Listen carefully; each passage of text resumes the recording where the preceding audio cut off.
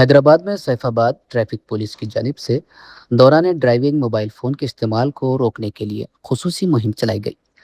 یہ کارروائی تلنگانہ تلی جنکشن پر انجام دی گئی، جہاں ٹریفک حکام نے موبائل فون استعمال کرنے والے 62 افراد کے خلاف چالان درج کیے۔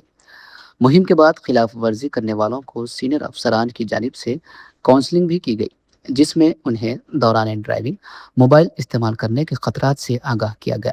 افسران نے زور دیا کہ انسانی جان کی حفاظت سب سے اہم ہے اور فون کالز کے مقابلے میں احتیاط ضروری ہے۔